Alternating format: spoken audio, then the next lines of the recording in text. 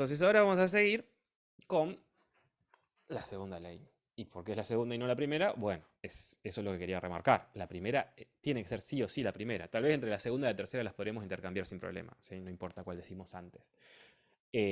Aunque hay gente que afirma que la definición de fuerza, yo no estoy de acuerdo, después lo vemos por qué, está en la segunda, y entonces después la tercera que habla de fuerzas, necesitas la segunda para decir la tercera. Pero sí o sí tiene que estar la primera, tiene que estar primero, porque es donde defino el tipo de sistemas de referencia en el que valen las otras dos.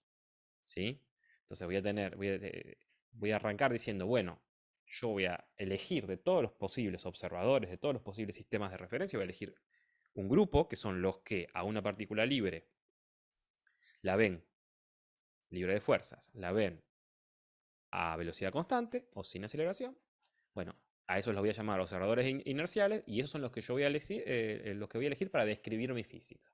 Después los otros tendrán otra física, pero yo me voy a ocupar de estos, ¿sí?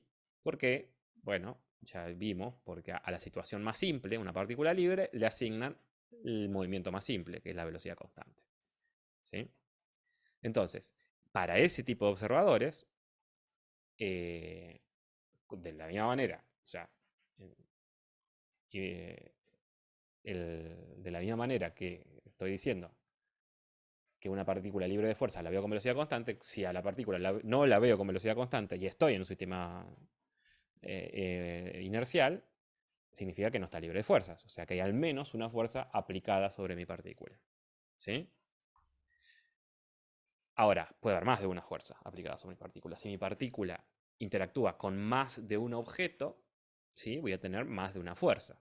En general es una regla que, como dijimos, las fuerzas que vamos a mirar, a tener en cuenta en esta materia son de contacto y el peso, ¿no? Las de contacto, o sea, para saber cuántas cosas actúan sobre mi partícula, tengo que ver cuántas cosas la están tocando, y en todo caso sumaré el peso si es que está presente, ¿sí? Que es la única que no es de contacto, que es una fuerza a distancia, ¿sí? Entonces puedo tener más de una fuerza, y esas fuerzas las tendré que sumar, y a esa suma le llamaré resultante, ¿sí? La resultante, que es un vector, porque es una suma de vectores, es la suma desde la primera hasta la enésima. Si hay 8 serán 8, si hay 5 serán 5, si hay 1000 serán 1000, de todas las fuerzas que actúan sobre mi partícula.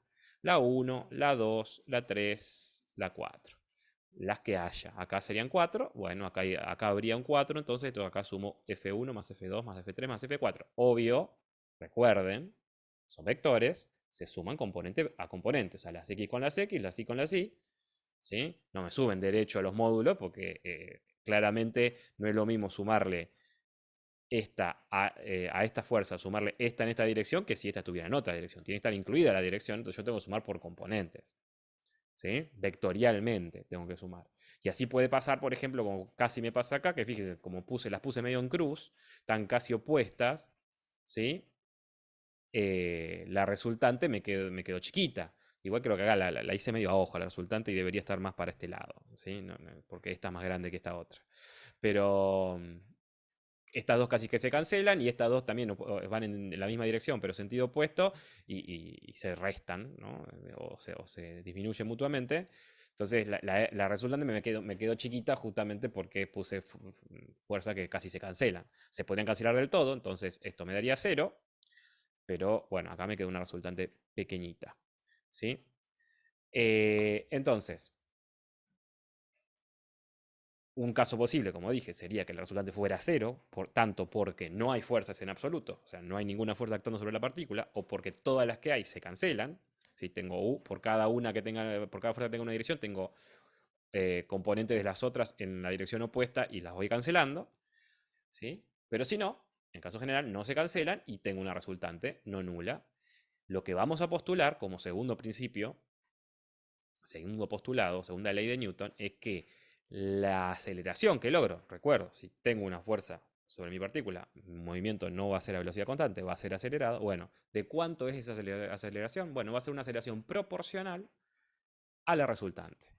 Proporcional, además, como es una cantidad vectorial, significa que no solo es la resultante, es multiplicar la relación a una cantidad, un número, un escalar, ¿sí? Es multiplicar la resultante por un número, o al revés, como quieran.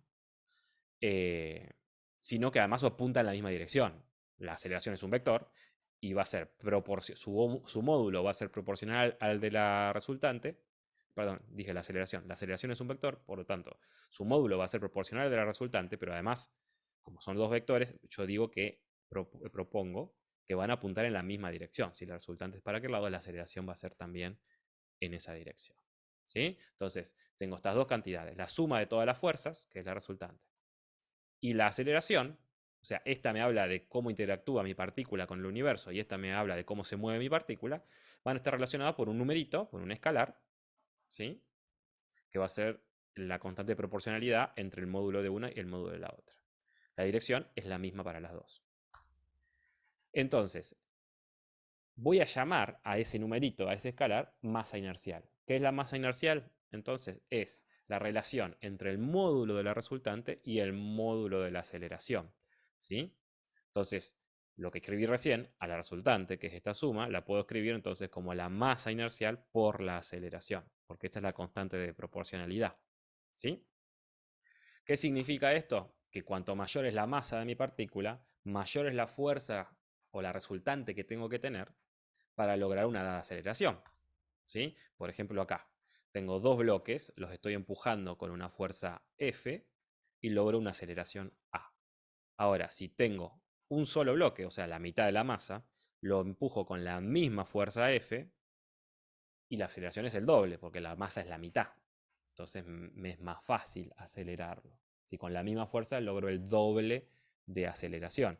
Si a m lo reemplazo por m sobre 2, ¿sí? Y la fuerza es la misma, la aceleración para que estas dos cosas sigan siendo iguales tiene que ser el doble.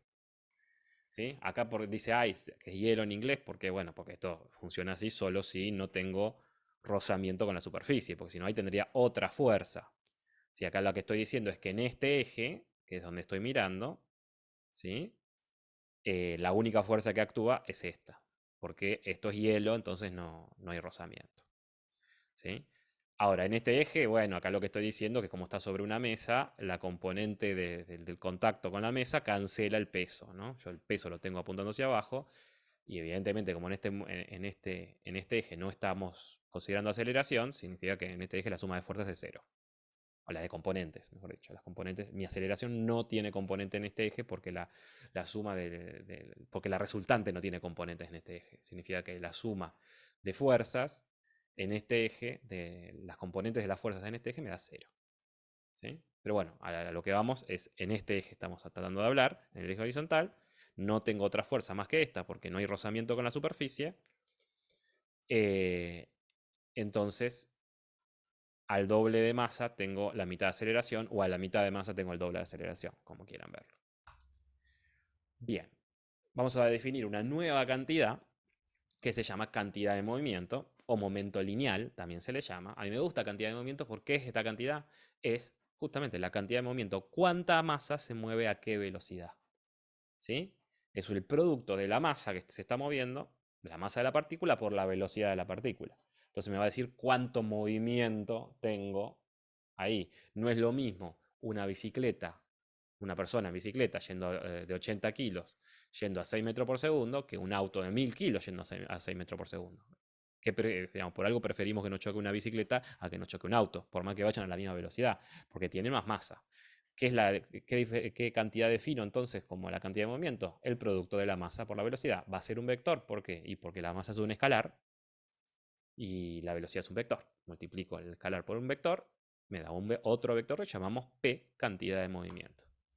¿Sí? Dos objetos de diferente de masa viajando con la misma velocidad tienen diferente cantidad de movimiento.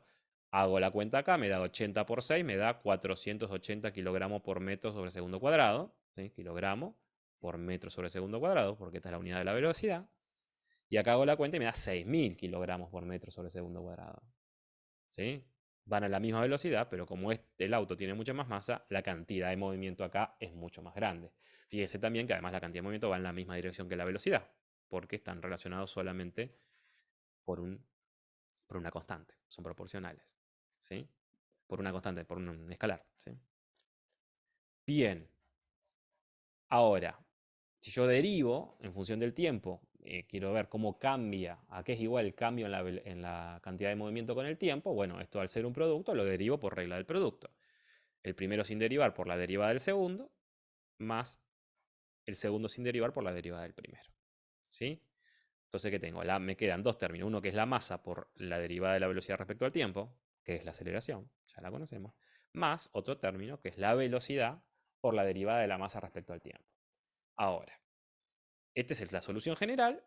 Cuando nosotros hablamos de partículas, las partículas son básicamente puntos con masa, se caracterizan por su masa, por lo cual en general su masa es una constante. Las partículas no cambian de masa en el tiempo. Entonces, en general, la mayoría de las veces, este término, esta derivada da cero porque la masa es constante, entonces solamente me quedo con m por dv a dt, ¿sí? La derivada de la velocidad respecto al tiempo. Y eso no es más que m por a. O sea, si la masa es constante, la derivada de la cantidad de movimiento respecto al tiempo me queda igual a la masa por la aceleración. Cuando esto no va a ser cero, bueno, puedo tener casos, por ejemplo, los cohetes que van al espacio, ¿sí? ¿Cómo funcionan?